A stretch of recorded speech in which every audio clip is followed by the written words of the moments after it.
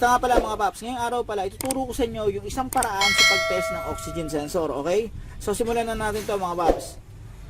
Ang oxygen sensor kasi, ang isa sa mga ano niyan, ginagawa niya, nakakabit yan dito sa exhaust. Dumadaan yung init palabas, syempre naiinit itong pinakatip ng sensor. Syempre, pag nadaanan ng init yan, magpo-produce ng voltage yan.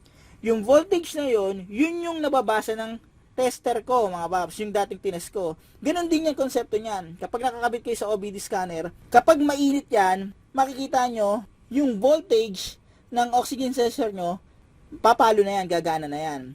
Kaya nga sa pag-test, ang ginagawa, di ba mga paps, may makukuhang reading sa live data ng scanner. So, madalas sa mga na-scan ko, kapag wala na talagang nakukuhang reading, busted na yon. Kapag nag-produce yan, di ba, dadaanan ng init, nagpo-produce ng voltage, yan, yung dalawang yung gray at saka yung black, nakakonect yung tester ko, nagbibigay na siya ng ng voltahe, di ba? Ngayon tatanong niyo, ano silbi ng dalawang white wire? Yung heater circuit sa loob nito. Anong silbi nun? Tinutulungan ng heater circuit yung mga init na nakukuha nito galing sa exhaust para mas lalo siyang uminit. Pag mas lalo siyang mainit, mas mabilis ito makakapag-produce sa madaling salita ng voltage.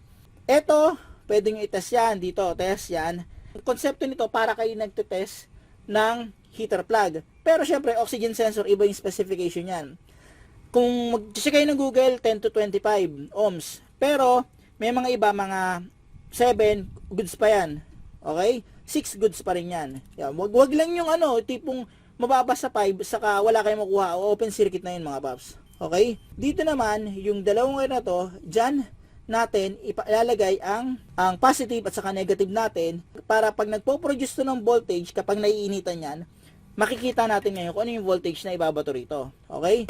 So, ito mga paps, yung init na dumadampi dito ay within 400 to 600 degrees. Sobrang init yan mga paps. Sobrang init. Ngayon ang gagawin ko, papakita ko sa inyo itong isang paraan na to para kahit paano, meron kay idea kung talagang gusto nyo i-100% na confirm na may problema yung oxygen sensor nyo, gawin nyo to. Ito na yung bench test. Ipapakita ko na sa inyo kung paano i-test yung oxygen sensor ng tanggal sa makina. So, sa paraan na to, makikita nyo kung may problema sa oxygen sensor nyo. So, sa bench test na to, ito kasi pala, mga paps, paalala ko lang, ito kung itong sensor na to ay replacement lang. So, yung yung gray nito, yung gray color nito, yung pala yung ground niya. Okay? So, yung gray yung ground niya, yung black yung yung positive niya. So, sa ibang sensor, kasi, siyempre, alam natin, stricto sila na yung ground black. Ito kasi replacement lang to eh. Okay? So, yung white heater wire yan, pero dito sa case na to, dito sa sa sensor na to, yung gray ay ground niya, yung black ay yung signal wire niya, yung positive. Okay, dito lang sa gagawin kong test.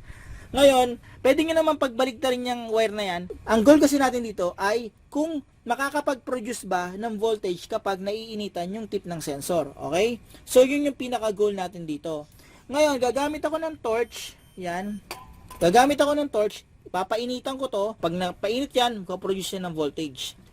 So, gamit tayo ng torch. Tignan nyo maigi Yan. Ingat kayo dito mga paps Yan, gagawin nyo to. Tignan nyo Tignan nyo yung voltage yan.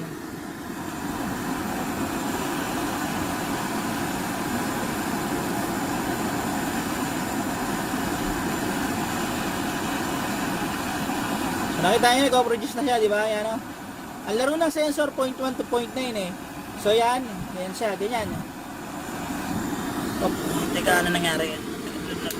Yan, ulitin ko Yan. Yan, ganyan siya. So, yan. Oh, yan, ulitin ko ulit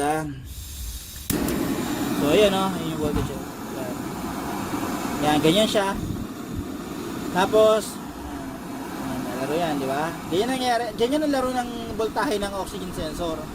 0.1 to 0.9 lang yan, mga paps. Ganyan. Okay, patayin ko na to. Kung napansin nyo, kung masyadong mainit, mas mabilis siyang tumataas yung reading niya.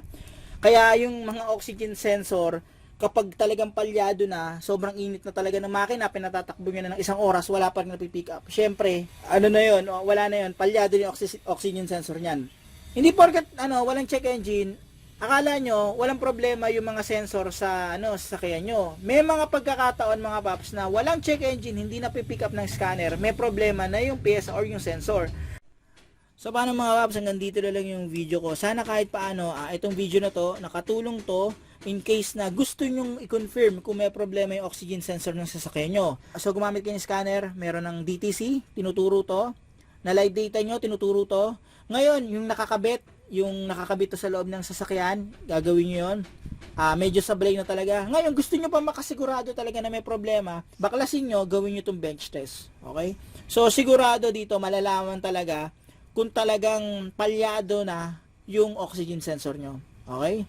Paalala ko lang ulit yung upstream na oxygen sensor, mas mabilis siya makapag-produce ng voltage. Kung mapapansin nyo base lang to rin to sa, sa experience ko sa pag-scan, mas mabilis uminit yung upstream, yung sensor 1 sa taas, kaysa sa baba.